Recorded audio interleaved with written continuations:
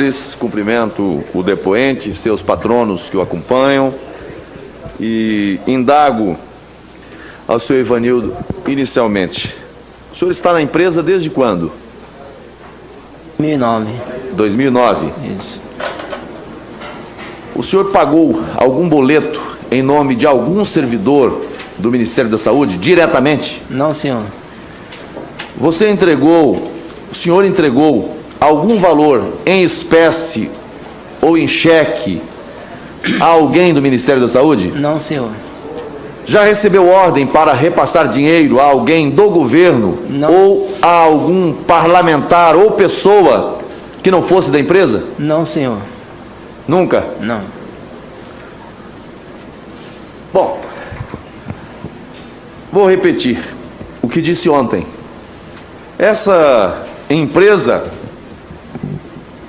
está atuando no Ministério da Saúde desde 1998. Tem contrato com o Ministério da Saúde desde 1998. Passou pelos governos do PSDB, os dois governos do PT, pelo governo do MDB e ainda atua no Ministério da Saúde. Até pela lista que foi mostrada agora há pouco ali, com saques feitos, você vê que esses saques, nesse relatório, começa em 5/1/2018. Não se sabe, senador Girão, como foi antes disso, porque nós não temos acesso, e eu queria registrar para o Brasil saber, nós não temos acesso a esses documentos. Os documentos que são sigilosos, os senadores da base do governo não têm acesso. Estão proibidos de acessar, proibidos de investigar. Eu já reclamei isso junto ao Supremo Tribunal Federal, estou aguardando o Supremo Tribunal Federal garantir acesso dos senadores que não foram autores dos requerimentos aos autos do processo. Nunca vi uma investigação onde investigadores não pudessem ter acesso aos autos de investigação. Pois bem, mas fiz questão de fazer essas pouquíssimas perguntas ao senhor Ivanildo, porque é um servidor, é um funcionário da empresa, que cumpre suas tarefas. E aqui quiseram imputar a ele que ele teria pago diretamente boleto em nome de alguém que ao tempo do pagamento era servidor do Ministério da Saúde. Ele disse que não. Mas a investigação está acontecendo. Há outros meios de provas a se aferir a veracidade ou não dessa alegação. Mas dê a ele a oportunidade de responder diretamente.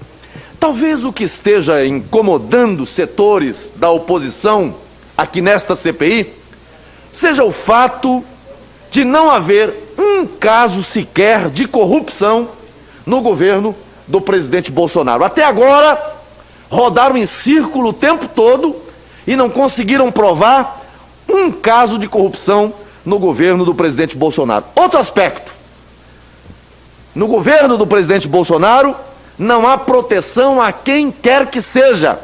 Se porventura venha praticar ou tenha praticado ilícitos, não há proteção, não há blindagem. Aqui está outra diferença desse governo para governos do passado. O brasileiro não tem memória curta. O brasileiro se lembra muito bem como foram os últimos anos áureos da corrupção endêmica, sistêmica, estrutural, que desviou bilhões e bilhões do Brasil.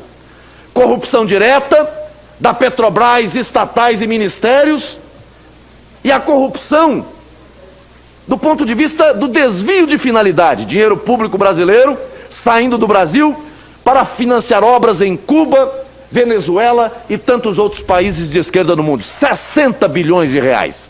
Vai vendo, Brasil. Hoje fala-se aqui em corrupção do governo Bolsonaro. Ah, o maior escândalo. Vai ver, quando você busca saber, nenhuma prova, nenhuma evidência, nenhum centavo de real pago, mas fala em corrupção. E aí quando vão falar do passado, não, porque a justiça inocentou. Vai lá falar para o Paulo Roberto Costa, vai devolver para o Paulo Roberto Costa o que foi roubado. Vai devolver para o Cerveró que foi roubado? Vai devolver para tantos outros? Porque certamente a justiça errou. E eles erraram também ao assumir culpa onde não tinha. Será que é isso? Existe a narrativa da corrupção e existe o fato corrupção evidenciado e de conhecimento público e notório do Brasil inteiro.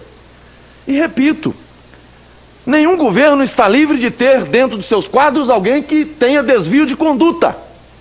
A diferença está em como o gestor vai encarar esse fato, como vai lidar com ele, com tolerância, com proteção, ou do jeito que manda a lei. Talvez essa seja a grande incomodação. Mas eu não quero me alongar com relação aqui à fala do senhor Ivanildo, porque é uma pessoa simples, um homem trabalhador que cumpre suas tarefas e que está aqui acompanhado dos seus advogados. Perguntaram para ele se foi contratado por ele ou pela empresa. Olha, que injustiça, hein? A empresa não fez mais do que obrigação. A qualquer funcionário, se está no ato, no exercício, e se em razão disso está sendo convidado a depor, é a empresa que tem que acompanhar como advogado. E não quero tratar com menoscabo os representantes da advocacia nesse ambiente de CPI. Mas eu queria tratar de um outro assunto que no começo foi introduzido aqui na CPI, embora não tivesse nada a ver com o assunto, mas trouxeram esse assunto. E já que falaram, eu quero traçar aqui algumas breves considerações em relação às manifestações, senador Girão. Porque falaram aqui, criminalizaram as manifestações. Esqueceram que o artigo 1º da Constituição Federal vai dizer que o poder nasce do povo. O poder nasce do povo. O problema é que, nesses tempos odiernos, muita gente parece se esquecer que o dono do poder é o povo, e não os encastelados. O povo é detentor do poder. Quando esse povo não se vê respeitado, acatado em suas pretensões legítimas, quando há desrespeito aos valores fundamentais, quando há violação às liberdades, ele se faz ouvido, como está sendo agora no Brasil. Foi o tempo em que o povo tinha que receber informações enlatadas, num editorial de uma via só, de uma única, sem que as pessoas pudessem checar, conferir, discordar, condenar, participar, se fazer ouvido. Foi o tempo. Hoje, com um telefone na mão, com um smartphone, qualquer cidadão tem acesso, e a internet popularizada quase que no Brasil inteiro, chegando à mão da maioria dos brasileiros em todos os cantos do país, todos estão conectados. Foi criada uma rede de comunicação. Não tem mais o monopólio da comunicação. A comunicação está democratizada. Com a conectividade, o brasileiro não é só um receptor, é também um comunicador.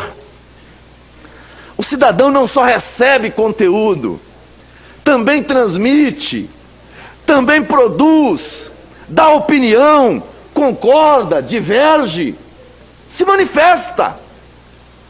Muitos ainda não acordaram para esta nova realidade. Ainda estão no tempo das cavernas.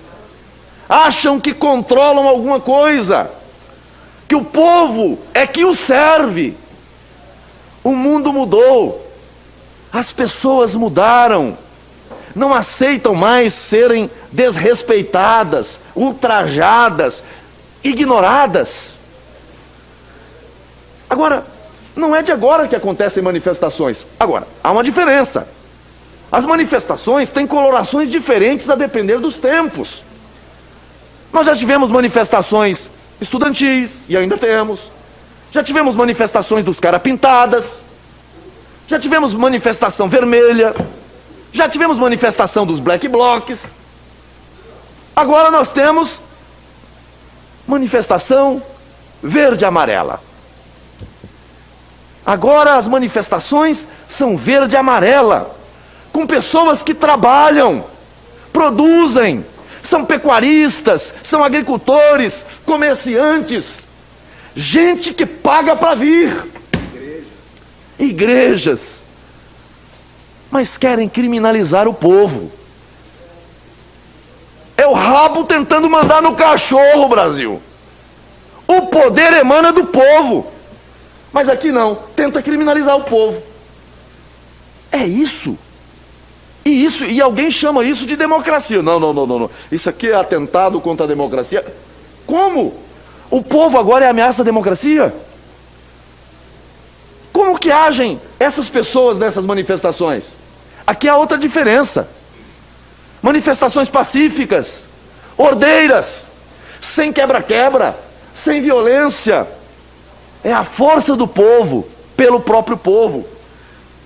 Tem muita gente com medo do povo. É natural. De repente esteja desconectado do povo. Mas negar a legitimidade do cidadão se manifestar é uma inversão da lógica representativa. Não dá. Não dá. Sabe, nós somos representantes do povo.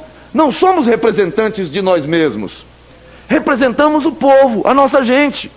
Quando essa representação não é adequada, não corresponde à vontade dos representados, há queixas, há protestos, há manifestações. Não tem que ter medo. Tem que ter respeito. Tem que ter respeito, acatamento. Brasília, senador Girão, deve ser tomada por um mar de gente. Pessoas de todos os estados, de diversos segmentos, além do que vai acontecer em cada região do país. Gente na rua, com bandeiras, não vermelha, verde, amarela. E pode ser que tenha movimentos também com bandeira vermelha em outro canto. E daí? É povo, é gente. Gente movida pela fé, com a força da fé. Patriotas, clamando por Deus, pela pátria, pela família. E alguém vai dizer que não pode? Criminalizar as garantias e liberdades é um atentado à democracia. Isso é golpe. Tem gente que diz defender a Constituição, mas nega a Constituição Federal. As instituições existem para servir o povo brasileiro, e não o contrário. Temos que defender, senador Girão, as instituições, mas não podemos aceitar que ninguém venha se achar acima da lei e da Constituição Federal. A lei é para todos, e a todos vincula. Então eu queria, senhor presidente, finalizando a minha fala, dizer que nós estamos dentro de uma CPI, com a legitimidade própria de ser um instrumento de controle político da administração. Aqui é o foro próprio do parlamento para o exercício pleno do controle da administração. Nós temos poderes, mas não temos todos os poderes, não temos todo o poder. A limitação. Aqui também deve vigir o devido processo, o respeito às regras. Senão, carece de validade todo e qualquer ato praticado por essa CPI. E alerto nesse momento.